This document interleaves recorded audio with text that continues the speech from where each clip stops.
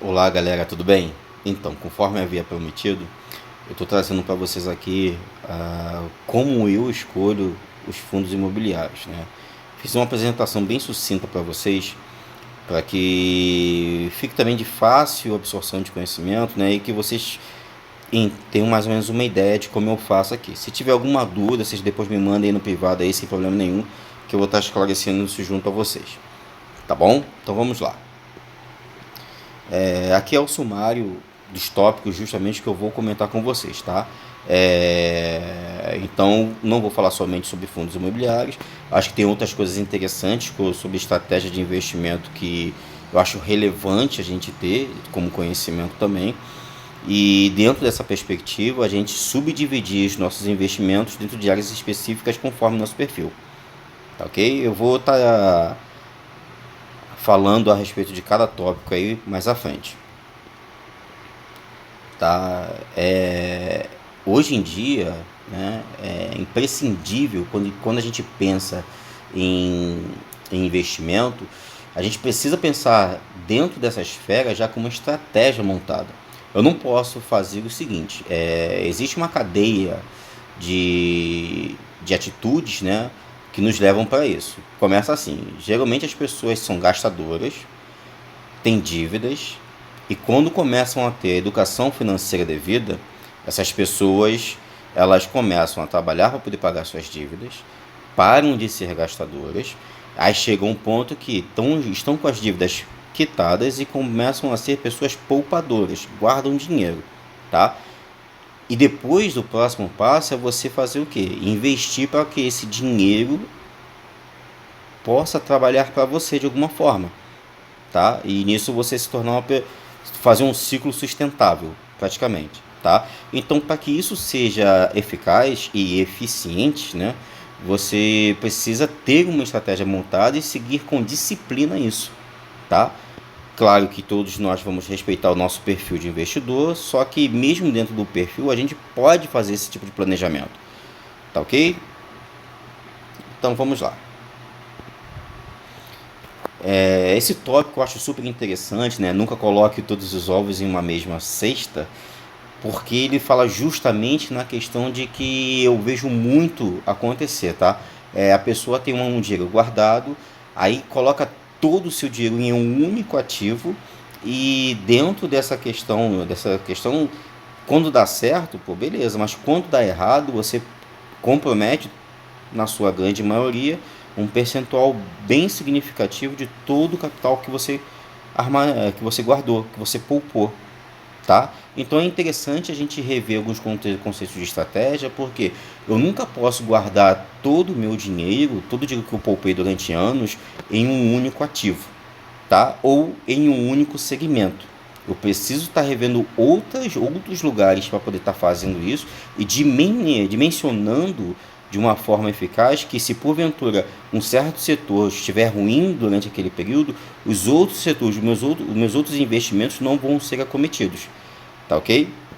Em cima disso, eu vou estar primeiro vendo o meu perfil, claro, tá?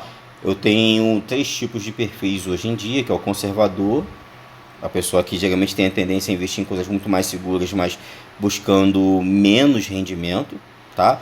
Eu tenho também um perfil moderado, tá? Que ele aceita um percentual de risco maior, buscando um rendimento maior, mas em um percentual pequeno referente ao que ele já tem investido, né? O que ele tem poupado, tá? E tenho aquele modelo de perfil que é justamente aquele agressivo, que ele não se importa em perder dinheiro, mas ele tem em torno de 50% do seu ativo, né, do dinheiro poupado, em modelos de investimento que ele busca maior rentabilidade, mas também entende que pode perder dinheiro durante esse processo, tá?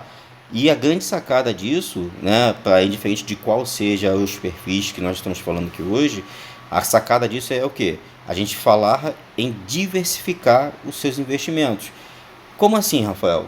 Bem, se eu sou um cara extremamente conservador, eu tenho uma tendência, né, a ter uma afinidade muito maior com renda fixa, porque eu sei que eu vou ganhar dinheiro e que eu corro pouquíssimo risco de perder dinheiro, né? Que todo investimento tem o seu risco, tá?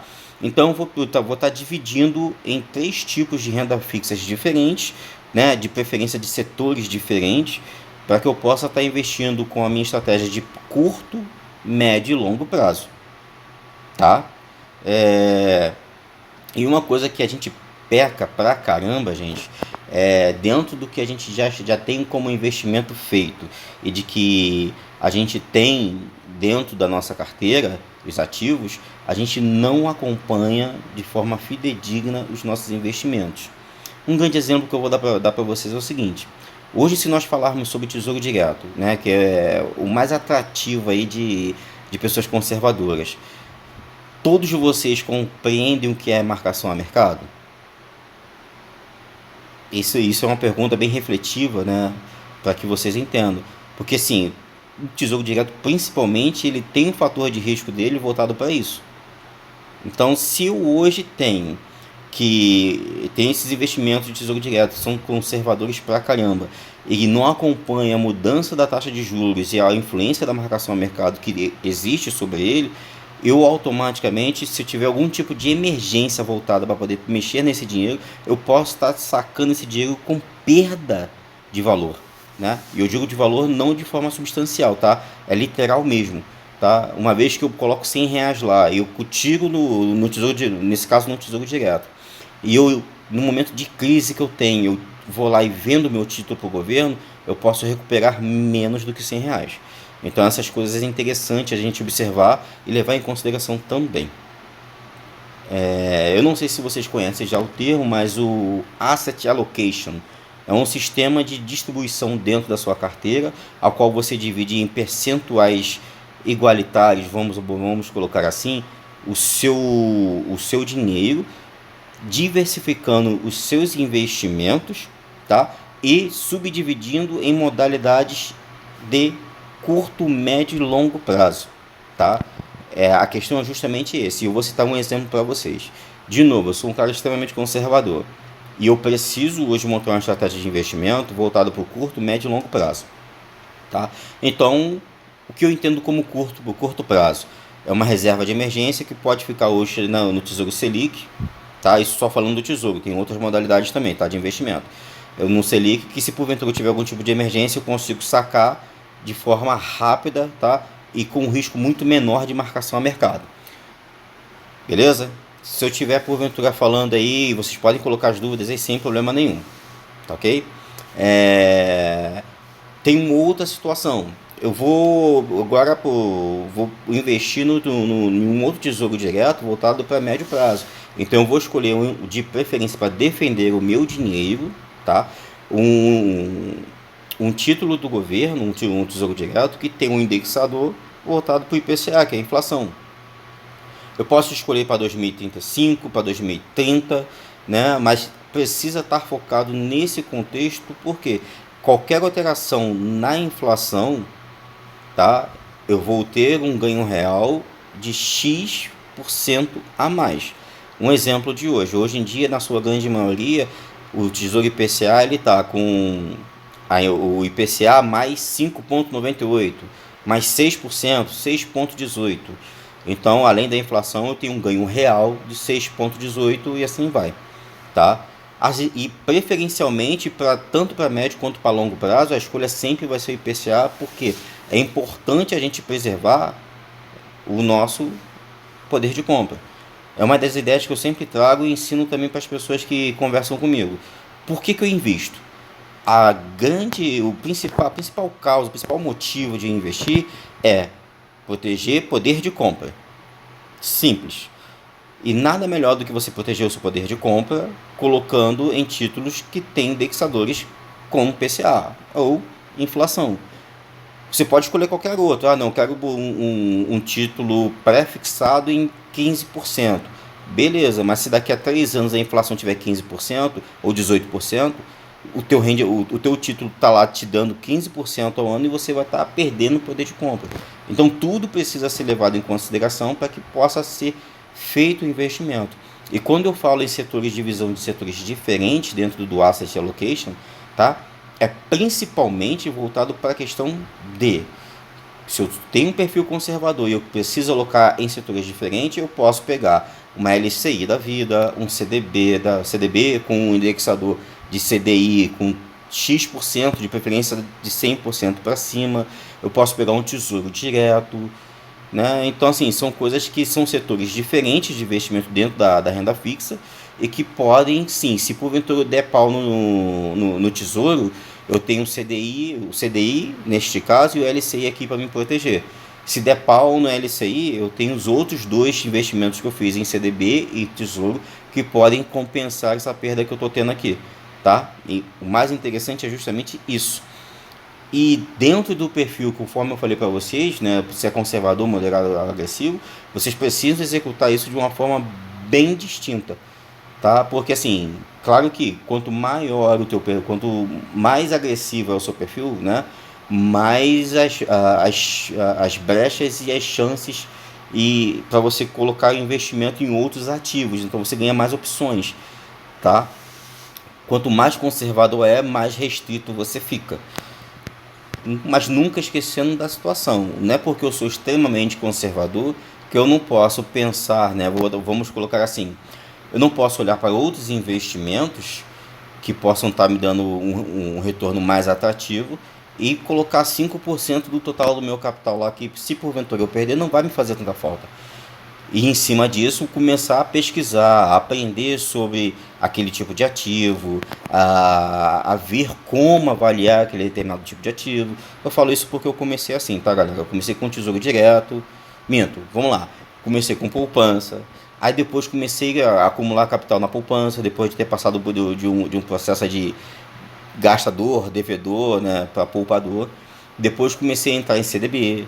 Aí comecei a pesquisar sobre outros investimentos mais rentáveis. Isso em 2008. Isso, 2008. Quando foi em 2010 é que eu aprendi justamente sobre tesouro direto e ações.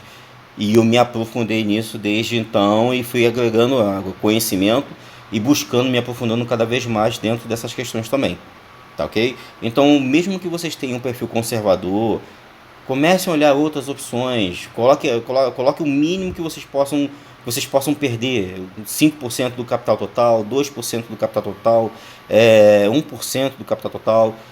E durante esse tempo vocês comecem a criar o hábito de ler, estudar a respeito do ativo ao qual vocês querem estar colocando, que possa estar trazendo um retorno maior para vocês. Tá ok? Isso a gente chama a ideia de sempre olhar para o jardim, né? Jardim ao lado. Você não tem só uma única e específica condição. Você pode ver outras situações que podem ser mais rentáveis para vocês, mas com a menor exposição possível, tá? Beleza. Então a gente vai falar hoje, para começar a entrar na questão dos fundos, eu quero alertar vocês sobre duas coisas, tá? Fundo imobiliário também faz parte da cadeia de renda variável, beleza? Para poder não enganar ninguém aqui e trazer a realidade para todos.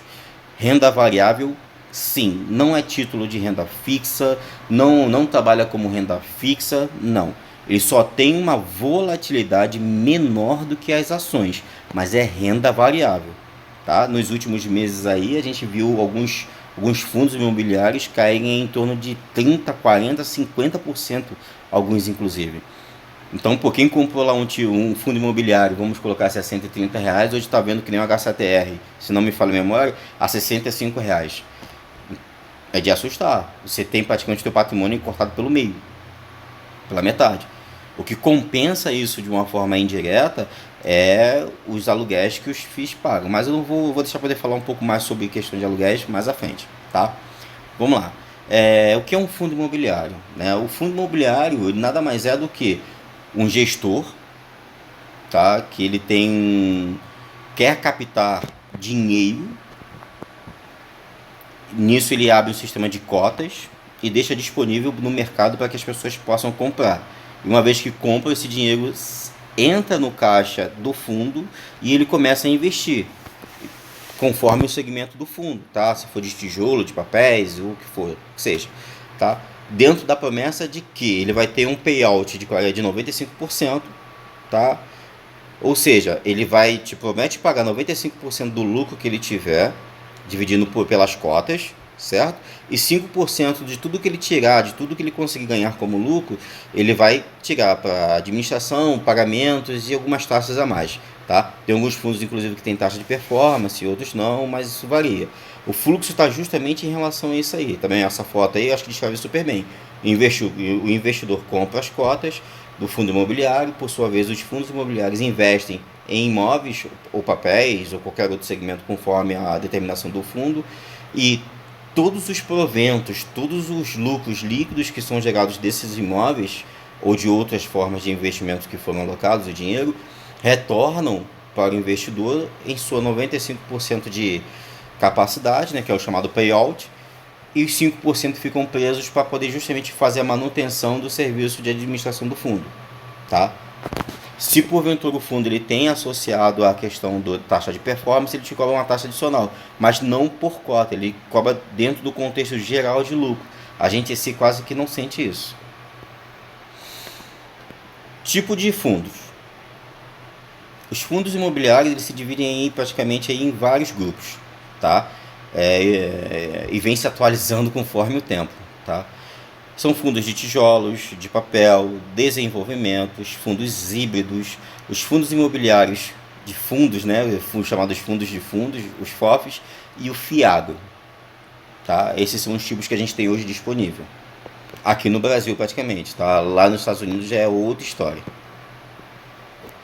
Vamos lá, o que são fundos de tijolos? Nada mais é do que aqueles fundos que investem justamente em imóveis físicos. Tá? Eles compram prédios para poder estar vivendo da rentabilidade dos aluguéis desses prédios.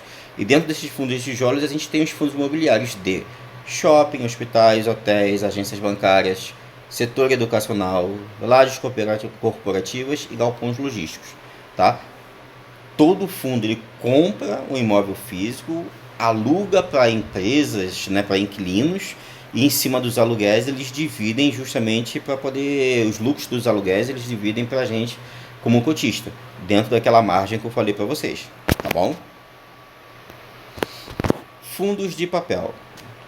Do que vivem os fundos de papel? Eles compram praticamente, né,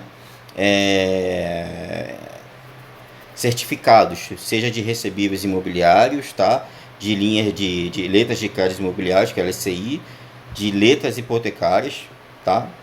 E uma vez que eles compram isso, eles começam a cobrar de quem deve, né, esse tipo de coisa, em cima dos indexadores, o PCA, GPM, na sua grande maioria, por isso eu especifiquei esses dois, tá? A lucratividade deles nada mais é do que eles compram esses certificados e dentro desses certificados eles começam a cobrar uma taxa dentro desses indexadores. O lucro líquido dele gerado é a nossa diferença para que a gente 95% seja pago para a gente, tá? Tem os seus riscos aqui também, como em qualquer outro fundo, qualquer fundo imobiliário, tá? Vou tentar falar isso mais à frente depois que eu caracterizar todos esses aqui, tá? Os fundos de desenvolvimento, e na minha percepção são os fundos mais arriscados, tá? Eles investem em construção, galera, tá? Eles pegam uma planta de um imóvel, vamos colocar assim, tá? E começa a construção, vendem os apartamentos na planta, tá? Na sua grande maioria aí. E com esse tipo de modalidade de investimento que eles fazem, traz os riscos de atraso de entrega, fiscalização na questão ambiental principalmente, tá? Pode estourar o orçamento. Então são riscos adicionais dentro do produto final desse FII.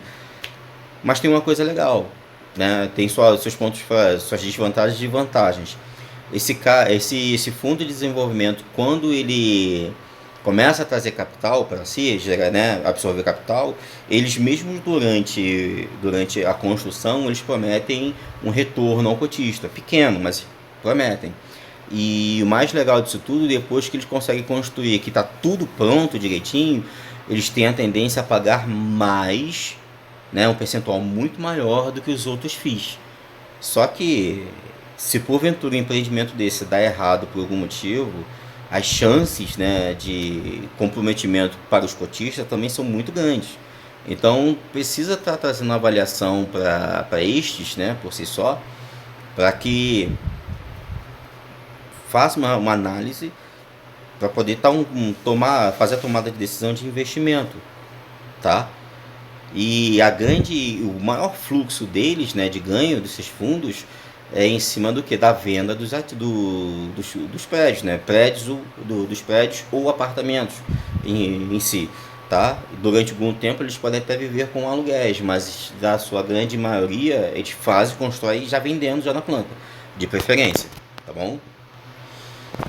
Os fundos híbridos. Os fundos híbridos, eles, por nome já diz por si só, eles mesclam dois tipos de estratégia. Na sua grande maioria, eles constroem não, desculpe, eles compram imóveis físicos e investem em CRIs também, né, em papéis. Então você vai ver sempre assim, 60-40, 50-50, né, de ação predominante desses FIIs, tá? Eles são muito bons porque eles trabalham com os dois melhores mundos, vamos colocar assim, tá? Só que dentro da carteira do próprio fundo, a gente precisa observar os tipos de prédios, se são classe A, classe B ou classe C, os tipos de CRIs, o percentual que é investido em cada CRIs, né, que isso também, inclusive, engloba até os riscos também dos fundos de papel. Eu não posso ter 14% de um CRI específico na minha carteira, porque se esse CRI der errado e houver inadimplência por algum motivo, né, vamos botar assim, eu comprometo 14% da minha renda. Então é interessante a gente observar isso também dentro dos fundos híbridos também, tá bom? Aí aqui está o fluxograma justamente desse fundo, né? Referente ao investidor, dá dinheiro para o fundo investe nessas duas linhas de raciocínio que eu mencionei para vocês, tá? Fundo de fundos. Esse aqui é o mais fácil de entender. O cara ele teve uma sacada assim fenomenal, quem criou esses fundos de fundos. Ele é um gestor, né? Seja a gestão ativa ou passiva, e ele abre cotas para poder captar dinheiro para poder investir em outros fundos. E nisso ele acaba mesclando vários tipos de fundos dentro da carteira dele, tá? Conforme justamente aqui o organograma aqui, o fluxograma aqui, né? O investidor ele investe no fundo, o fundo investe em outros FIIs, né? Os FIIs por si só são de setores diferentes, né? Ele diversifica, né? Seja de logística, dentro de tijolos, se é de lajes corporativas, desenvolvimento, se é de papéis, e, né? Dentro da estratégia do gestor. E o que retorna como lucro líquido para esse FII, ele tira 5% e dá os 95% de lucro correspondente para os investidores. Mas aí tem uma sacada, tá? Esses fundos aqui, para quem está começando a investir, a entender sobre fundo imobiliário, é muito bom porque o risco dele é bem pequeno, porque é um fundo que diversifica dentro do próprio fundo, tá? Mas de contrapartida, o que você recebe dele? Vamos imaginar a lógica o seguinte: se eu tenho um fundo que compra outros fundos, significa que ele recebe dividend yield de outros fundos, correto? Sim. Qual é o yield? Como é que é feito o cálculo do dividend yield dos outros fundos? 5% de administração e 95% de pagamento dividido entre os cotistas. Então o que ele já recebe é 95%, tá? E tira mais 5% desse montante para poder depois estar passando os 95% restantes para os investidores. Funciona mais ou menos assim. Digamos que todos os FIIs deu R$100 para esse fundo, já com os 5% descontado, né? Então ele recebe, aí tira mais 5% desse 100, então ele vai te repassar R$95. E não se você tivesse investido de forma direta em um desses FIIs aqui que ele investiu, você receberia 100. Se entenderam a lógica? Então, por segurança, ele é muito bom para quem está começando, mas para permanência, depois que você compreende como funciona, aí já é interessante você ter uma estratégia de diversificação dentro da carteira de FIIs e você investir diretamente em fundos diferentes, tá? O FIAGRO por si só, ele tem pouco tempo de existência, se não me falha a memória, acho que 2 ou 3 anos, tá? é, é um fundo, né, que investe diretamente no agro, pelo nome por si só ele já diz, né, na agroindústria. Só que esse fundo, esse fiado, na verdade, ele funciona como bem parecido com os fundos de papéis, tá? Ele pega os certificados recebíveis dentro da questão dos empréstimos do fiado, do agronegócio, e ele começa a fazer essa cobrança e receber esses retornos de lucro, de lucratividade, tá? Em cima dos indexadores. Alguns fundos, alguns fiados, na verdade, né, funcionam de forma bem mista, como aqueles híbridos que a gente viu, né? Tem uns que investem em imóveis, e também em CRIs, né, certificados recebíveis, e conseguem de alguma forma diversificar dentro do fundo. Mas mesmo assim, como é uma coisa nova em si, tá? É interessante ter uma reflexão muito maior sobre isso, observar a sua carteira e ver o percentual de exposição que vocês têm dentro de CRIs, principalmente, que é uma condição de risco muito maior, tá? Principalmente de inadimplência, e tomar cuidado, tá? Em relação a esse segmento.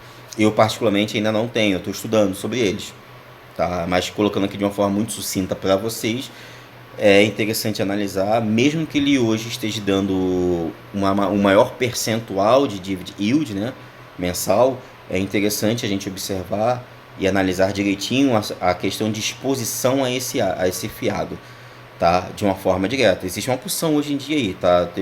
Agora de cabeça assim eu não me lembro, mas tem muitos aí que você pode estar comprando as cotas, só que antes de comprar, analise.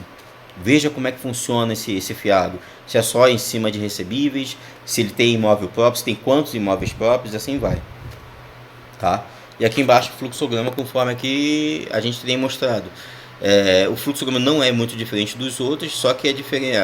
O público final do fiado é justamente as pessoas que trabalham no campo.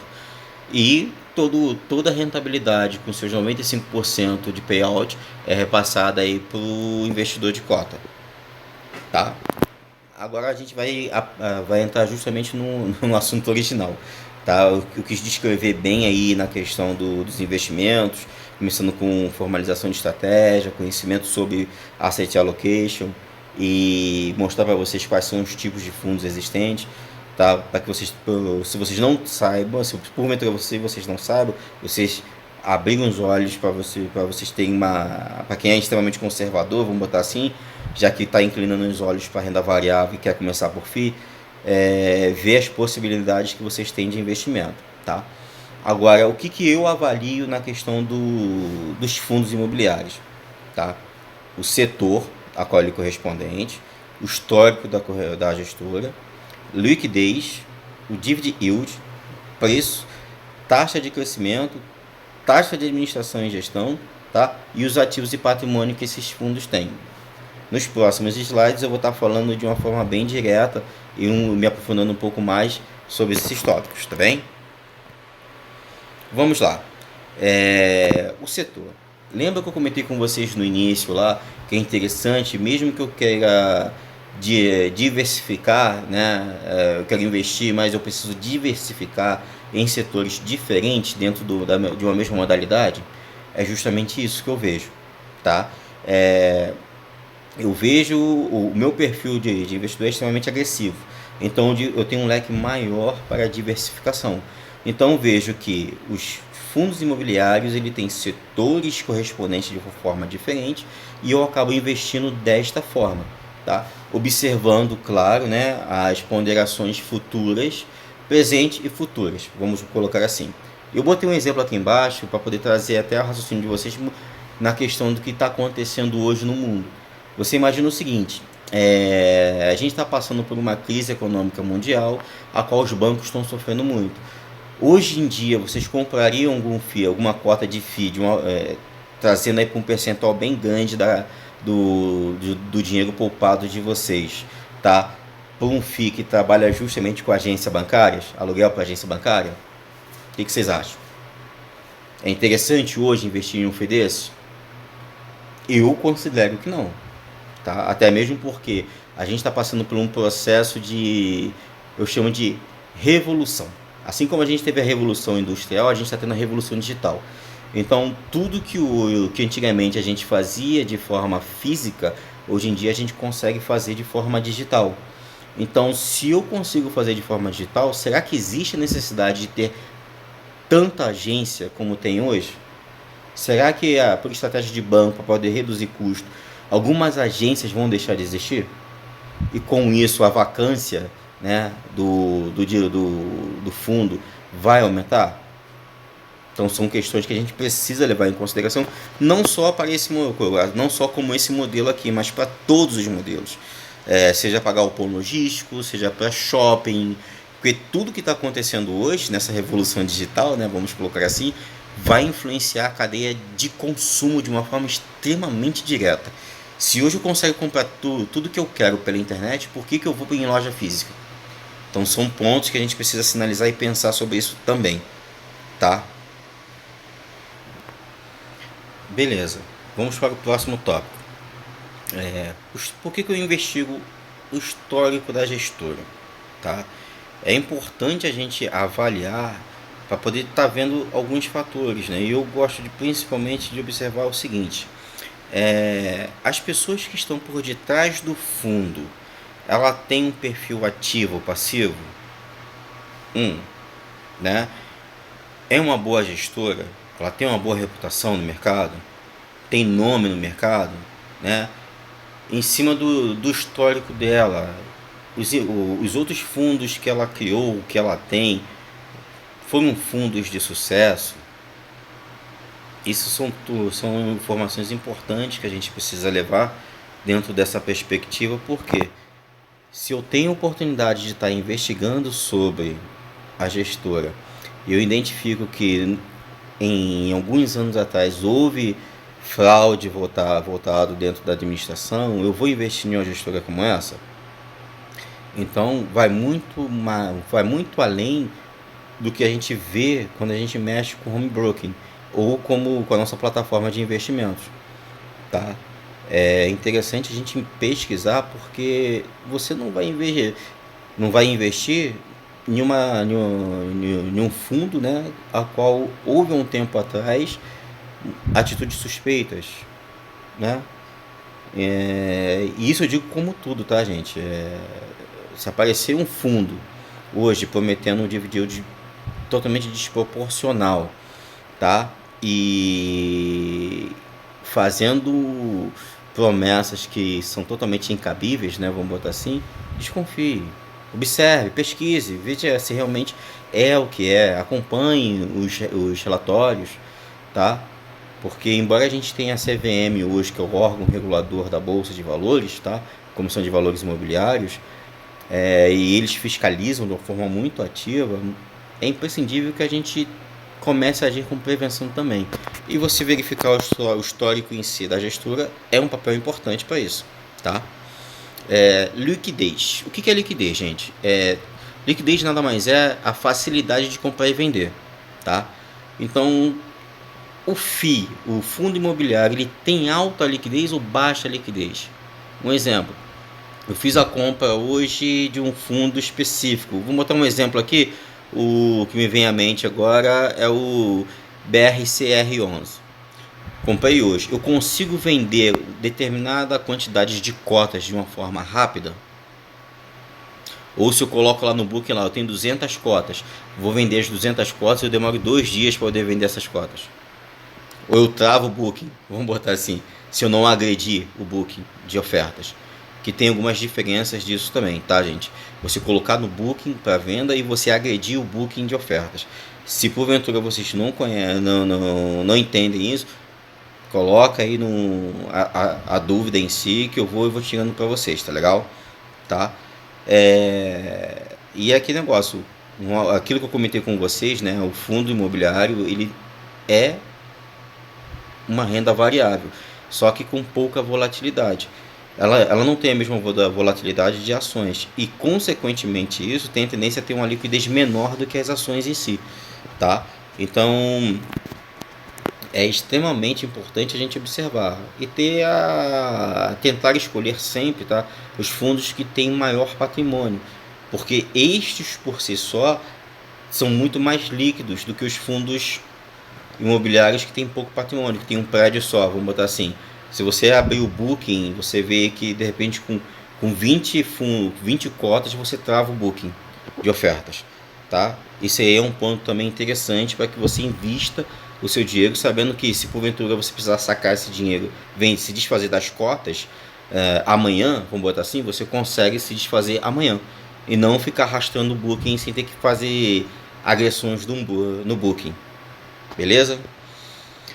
O dividend yield. A grande maioria das pessoas escolhem fundos hoje por causa do dividend yield, tá? O que é o dividend yield? É o dividendo, né? Vamos botar assim, grosseiramente falando, é o dividendo que o fundo te paga. É o aluguel que ele te paga mensalmente. Eu não sei se vocês sabem disso, mas quando os fundos imobiliários foram criados, eles pagavam os seus dividend yields, né, de forma semestral, a cada 6 meses. Só depois que eles começaram a fazer o quê? Subdividir isso por meses e pagar mensalmente, tá? E dentro dessa perspectiva, a gente observa que o dividend yield ele sempre é pago em cima da data marcada, né? Da data que eles chamam de data com, tá? E o valor da cota correspondente subdivide justamente os seus lucros, né, em cima disso, tá? Então, digamos que um fundo tenha R$ 70 de, de cotação no dia e o cálculo em cima de todo o lucro líquido de 0,6% em cima da cotação atual. Então vai dar 0,6 em cima da cotação atual para cada cota, tá ok? Tá? Aí hoje em dia a gente não precisa fazer cálculo para poder estar vendo a questão de como funciona o dividend yield. Eu aconselho muito a você, se não conhece o site Status Invest, que ele dá isso de forma assim fenomenal. Todas as informações do fundo imobiliário que a gente precisa avaliar é dada por eles, beleza? O preço, cara, isso é uma coisa que faz uma diferença danada, gente. Imagina o seguinte, por que a gente dá preferência a comprar ativos baratos, né, essa preferência mesmo, ativos bem baratos, para que a gente consiga ter, além dos dividend yield, a gente ganhar com a rentabilidade deles. Porque a gente consegue um retorno em cima do valor investido de uma forma muito mais rápida, tá? Então a gente tá sempre observando a questão do preço e tem hoje. Você pode fazer o cálculo também, tá? Não tem problema, ou através de site você consegue visualizar isso. O P/VP, né, ou PVP, como a maioria das pessoas chamam, compreende que o valor, ele te dá a informação, né, compreende e te dá a informação de que se o ativo está caro ou barato para você, tá? E como é que eu vejo isso, Rafael? Ativos acima de 1 estão caros, abaixo de 1 estão baratos. Mas aí precisa observar também o contexto, tá, galera? Por quê? Se o ativo está abaixo de 1, eu tento entender o porquê que ele está abaixo de 1. Aí eu vou na parte mais fundamentalista, tá? Vou ver os números. Esse cara está com dívida muito grande, a dívida dele foi maior do que a receita. Eu vou tentar entender o que está acontecendo com o ativo.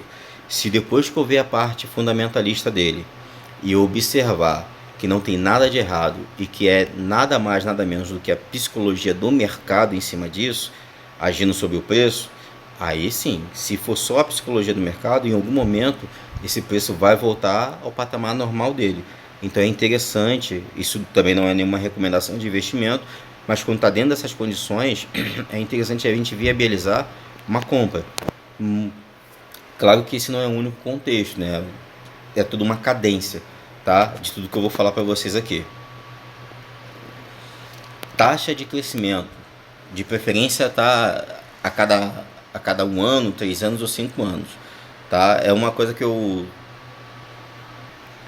sempre falei com vocês, tá? Que eu vejo muito o KGR, tá? O que é o KGR? É a taxa de crescimento anual composta, tá? Ele me diz o percentual de crescimento de um fundo, seja ele positivo ou negativo.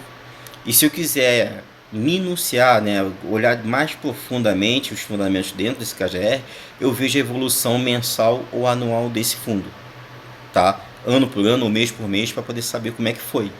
Na sua grande maioria, eu busco fundos que estão crescendo, tá? Ou seja, que estão crescendo em patrimônio, tá, galera? Digamos que o exemplo que eu coloquei aqui até do BCFF, tá? 11, tá? O KGR dele, ele tá menos 14,23% nos últimos 3 anos. Só que nos últimos 5 anos, ele ainda está positivo em 3,27%. Significa que dentro dos últimos 3 anos ele caiu bastante. Muito, muito. Mas não superior ao total que ele cresceu em 5. Tá? E por que eu observo isso? Todo fundo ele precisa crescer anualmente em patrimônio. Porque qual é a ideia do fundo que a gente conversou acima? A gente compra a cota, o gestor ele investe em imóveis ou papéis, ou qual seja o segmento do fundo, e a rentabilidade dele aumenta para a gente. Aumenta para a gente conforme o patrimônio que é aumentado. Só que se eu tenho um fundo que ele, em vez de estar crescendo no patrimônio dele, ele está diminuindo o patrimônio, eu preciso olhar e tentar identificar o porquê. Porque tem um exemplo, tem uns fundos que compram, principalmente os fundos de tijolos, compraram um imóvel. Só que esse imóvel não está dando a rentabilidade, ou está com uma vacância muito grande, então eles decidem vender esse imóvel. A venda desse imóvel ela pode ser repassada para os cotistas, que somos nós investidores, como também pode ficar como reserva de caixa para poder fazer compra de um novo imóvel. Então, de repente, naquele ano ele ficou com caixa grande, mas na questão de patrimônio, né, físico diminuiu.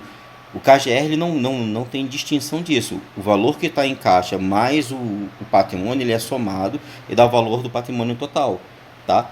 Agora, se ele determinou de fazer a venda e distribuiu isso aos cotistas, no KGR dele pode dar negativo, porque ele se desfez desse dinheiro. Então, para ele poder comprar um outro imóvel para poder estar acrescentando o patrimônio dele, pode demandar tempo. Isso vai depender muito da estratégia do fundo, inclusive. Fundos de papéis os fundos de fundos como o BCFF, tá? Ele tem tendência a sofrer mais, esse exemplo desse ano praticamente. Por quê? Porque todos os fundos imobiliários tiveram uma depreciação, tá? Na sua grande maioria pela psicologia do mercado, em preço. Então, como ele tem cotas de outros fundos e essas cotas estão desvalorizadas, ele tem a tendência a sofrer por causa disso. Tá? O patrimônio dele é igual ao valor de cotas que ele tem. Se as cotas que ele tem é depreciada em valor por causa da psicologia do mercado, elas vão diminuir drasticamente e essa diminuição, né, essa desvalorização vai refletir nos dados do FII, tá? Do fundo imobiliário. Então a gente precisa estar observando as condições e o porquê, tá?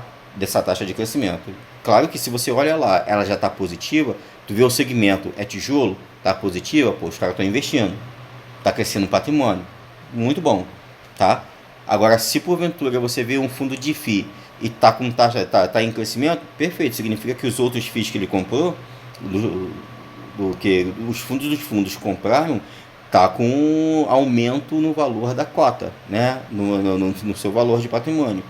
Agora, se porventura elas caem devido a questões externas, como, por exemplo, o aumento da taxa de juros, né? Muita gente saiu de renda variável para poder botar o dinheiro em renda fixa por causa do aumento da taxa de juros.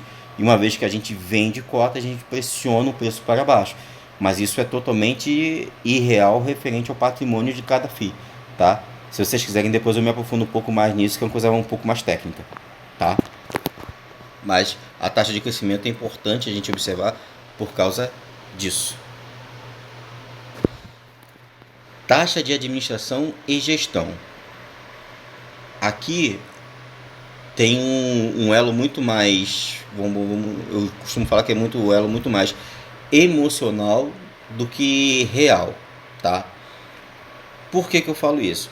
Quando você tem a taxa de administração, a gente fala sobre os 5%, certo? Os 95% acaba sendo distribuído entre as cotas, tá? Só que tem gestão que cobra taxa de performance, tá? E essas taxas de performance é em cima justamente do que o lucro, do que ele tira acima de um determinado indexador, que eles colocam aí como parâmetro. Na sua grande maioria, CDI, tá, gente? Na sua grande maioria. tá? Então, esse percentual a mais é em cima dessa diferença aí, que é a taxa de performance. Eu, particularmente, não vejo distinção entre uma taxa de performance ou taxa de administrativa. Para mim é o resultado final. Só que se você quiser ser mais criterioso em relação a isso, tá? Eu coloquei isso aqui como se fosse um bônus. É interessante você visualizar quais são os fundos que têm ou não têm taxa de performance, tá? E essa taxa de administração é o que o FII já cobra, de 5%. Se for acima disso, você automaticamente vai dar preferência a um FII que cobre 5%. Tá legal? Então, assim, quando a gente vai escolher um FII, a gente vê também essa questão. Se tem taxa de performance, quanto que é o percentual, quanto que é o percentual de taxa de administração, mesmo tendo como padrão de 5%, mas pode haver alguma retificação, ou ser um pouco maior, ou menor eu nunca vi, mas pode ser maior, tá ok? E só lembrando que a taxa em si de administração e gestão, né, ou performance, é sempre em cima do lucro líquido total do fundo imobiliário, não é em cima do dividend yield. Ou seja, eles recebem um lucro líquido, descontam essas taxas e depois dividem para poder estar pagando os aluguéis para os cotistas, tá? Ativos e patrimônio. Aqui eu acho que é o principal. Principal, e eu digo por quê, tá? Quando eu vou escolher um fundo imobiliário, eu preciso saber, né, conforme a gente viu, a gestão, que tipo de fundo, qual setor ele trabalha, né, quais são as taxas cobradas, o KGR dele. Só que quando eu vou escolher um fundo, eu acho que o principal é eu ver quais são o que ele tem de patrimônio. E por que eu digo isso, gente? Porque tem muito fundo aí que é mono. O fundo é criado em cima de um prédio. Comprou um prédio, tem só um prédio. E na sua grande maioria é monoinquilino também. Tá? Então, o que acontece? Quando esse fundo imobiliário ele é comprometido, esse monoinquilino decide sair do prédio, ele tem uma vacância que nada mais é do que o imóvel vago de 100%. E até ele alugar esse prédio na sua totalidade, compromete de forma direta o dividend yield da gente, tá? E isso é um risco adicional, tá? E é interessante a gente observar que quanto a preferência que a gente tem que ter, né, quando a gente observa, é investir em fundos que tem de preferência 14 ativos para cima, tá? Isso é sendo bem sincero para vocês, porque quanto maior o patrimônio do fundo imobiliário, maior é o meu retorno em cima dele. Como é que funciona o retorno? O pessoal chama um nome bonitinho de capture rate, né? Capture rate. É uma capitalização, uma taxa de capitalização em cima dele, né? Que é um dos indicadores que mostra pra gente o retorno sobre o nosso investimento também, tá? Eu particularmente conheci muito isso sobre o ROI, né? Retorno operação sobre investimentos. Mas isso é mais voltado para empresas. Quando a gente fala de investimentos, é esse aí, tá? E aqui eu trouxe um exemplo para vocês fazem o cálculo, né? Esse nome bonitinho, né? Capitalization Rate, em cima dos FIIs que vocês têm, tá? Conforme eu falei para vocês, o Status Invest já tem isso tudo pronto para vocês, gente. Vocês não precisam fazer cálculo, tá? Aqui em cima do exemplo que eu trouxe o do BRCR11, tá? Que é um fundo híbrido. Ele trabalha com laje, ele é um fundo de combate, tem construção, tem imóveis em si e também tem certificados recebíveis, tá? Aonde você pega o dividend anual, tá? Dividido pelo valor patrimonial e multiplica por 100. Aí dá o percentual. Aí em cima desse percentual tem uma grade que mostra que o teu retorno, se você deixar R$ 500 lá parado durante, nesse caso do exemplo aqui, 16 anos, você consegue dobrar o teu capital, né? O retorno sobre o capital investido é justamente isso, você conseguir tirar o que você investiu, tá? Eu trouxe mais por questão de curiosidade, tá, gente? Mas é interessante a gente observar também porque tem alguns fundos imobiliários que tem isso aí muito alto, de 20, 30 anos. Então, por mais que seja um fundo famoso ou não, que seja um fundo recente que paga muito dividend yield, nem sempre é a melhor opção, tá? Então, assim, a gente observa isso aí também antes de fazer, porque eu entendo que quando a gente compra fundos imobiliários não é para poder vender amanhã ou daqui a alguns meses. A gente compra para médio e longo prazo, para poder receber aluguéis e até para poder fazer uma carteira de aposentadoria. Por exemplo, se eu conseguir comprar 300 mil de fundos imobiliários, esses fundos por si só me pagam em torno de 0,8%, vamos botar assim, ao mês, eu tenho aí um retorno mensal de R$ 2.400. Tecnicamente é isso, por mês de aluguel. Tá? Então, assim, eu vejo mais dessa forma. É claro que em alguns momentos a gente precisa trocar as peças, né? Vamos botar assim, trocar um fundo pelo outro, não por questão de dividend yield, mas dentro da conjuntura. Se você acha que um dividend yield está trazendo um risco maior, você começa a se desfazer dele para poder trazer o teu capital para um outro investimento em cima daquele daquele balanço, né, daquele equilíbrio do asset allocation, tá? Como investir em fundos imobiliários? Acredito que a grande maioria de vocês saibam, mas eu trouxe aqui só por curiosidade, tá? Qualquer tipo de investimento que a gente que nós possamos fazer de forma autônoma, a gente precisa de um intermediário, nesse caso é a corretora, tá? É imprescindível que você entenda sobre o ativo que você está investindo para poder justamente definir as suas metas e prazos, né? Dentro da sua estratégia que você criar, o que você escolher, tá? Ter um objetivo claro para definir os fundos imobiliários que vocês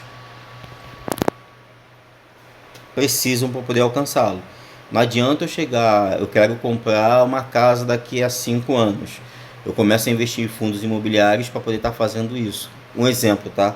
Só que eu coloco todo o meu dinheiro no fundo que está me dando mais dividend yield. Você entende? Então, assim, se esse dividend yield, se esse fundo, que na maioria deles são a base de certificados recebíveis, né? Certificados imobiliários recebíveis, de imóveis, né, no caso, vocês correm um risco de desvalorização, então eu não vou alcançar o meu objetivo. Eu preciso estar investindo o meu patrimônio, o meu dinheiro em uma coisa mais estável, ou diversificar entre eles para que eu consiga alcançar meus objetivos. Beleza? Simule, teste, antes de fazer propriamente o seu investimento. Beleza? Não precisa de uma calculadora científica nem nada para isso, mas lembra que eu coloquei para vocês lá o capitalization rate para poder ver como é que vai ser o retorno sobre o investimento de vocês? Observem isso. Vê o histórico do fundo, do preço do fundo imobiliário e veja qual é a projeção dele sobre o retorno do investimento de vocês. Isso é importante a gente verificar antes de tomar a decisão também de comprar o nosso fundo. A ideia se eu mandei a ordem, eu tenho que estar lá de preferência com o dinheiro já na corretora, tá? Digamos que você mandou a ordem no teu book de ofertas lá, para poder comprar 100 cotas de um determinado fundo. Então aquele valor tem que estar na corretora, porque se não tiver, a corretora vai te cobrar uma multa e a CVM também vai entrar com inquérito contra você e você pode ficar banido do mercado financeiro. Tem isso também. Tá? Quando eu falo book de oferta, galera, nada mais é do que toda vez que você manda uma ordem de compra ou uma ordem de venda, essa ordem ela fica listada lá no comando de execução, tá? E uma vez que você manda uma ordem de venda, ela precisa de uma outra ordem de compra para poder concluir. É sempre alguém vendendo e alguém comprando e vice-versa, tá? Então esse booking de oferta é essa fila de execução, tá? Eu botei aqui como enviar a ordem de compra, né, após escolher o fundo, mas é uma coisa muito trivial. A gente sabe que a gente precisa mandar a ordem, mas para quem nunca viu esse universo, a gente precisa assim escolher o fundo, escolher o preço aqui, ó, qual a gente quer comprar o fundo e mandar a ordem lá de compra ou de venda, tá? E a ideia é o seguinte: eu sempre gosto de trazer o contexto da disciplina em si, tá? Para nossa realidade, porque a partir do momento que eu traço o meu planejamento, eu preciso estar aguardando com que ele se conclua, que ele finalize. Então a ideia é só retirar o dinheiro depois que o objetivo for cumprido. Eu quero 5 anos lá parado, eu quero 5 anos investindo, eu quero 10 anos para minha aposentadoria, indiferente qual seja, tá? Eu não falei lá na frente, mas é interessante ressaltar a questão da objetividade na questão dos investimentos, da estratégia principalmente. Eu já conversei com vocês sobre a estratégia 70-30, né? Mas tem outras variações aí, tem 80-20, 90-10, né? Para quem está começando, indiferente qual seja a estratégia que vocês criem. Mas o primórdio dos primórdios é a gente abrir com: primeiro a gente monta a nossa reserva de emergência, para depois começar a acumular capital para investimento. Eu não posso ficar investindo sem ter uma reserva de emergência, porque pode acontecer alguma coisa e a nossa vida é cheia de imprevistos, e eu não ter de onde tirar recurso, ter que vender um ativo que eu tenho em carteira no pior momento dele e ter prejuízo, tá? Então assim, tudo é planejamento, estratégia e execução. Sempre é isso, tá? A gente não pode colocar as mãos até onde a gente não pode alcançar, mas a gente pode fazer devagarinho, até alcançar o que a gente precisa e o que a gente quer, tá ok? Aqui eu trouxe alguns exemplos de fundos imobiliários que pagaram bastante dividendo em 2022. Claro e óbvio que isso aqui não é, né, uma promessa de retorno no decorrer dos anos, mas foram os dados que foram apresentados, que foram gerados no último ano. O importante é a gente ver esses números, acompanhar os fundos e ver se eles têm, dentro daquela análise que a gente fez acima, se eles têm a disponibilidade de estar repetindo o mesmo resultado, tá? Nunca se esquecendo da questão da diversificação setorial entre os investimentos dentro do perfil de cada um. Tá ok, galera? Eu agradeço imensamente a vocês aí por tudo. Espero que vocês gostem do vídeo. Se tiver alguma dúvida, só tirar comigo. Um abraço.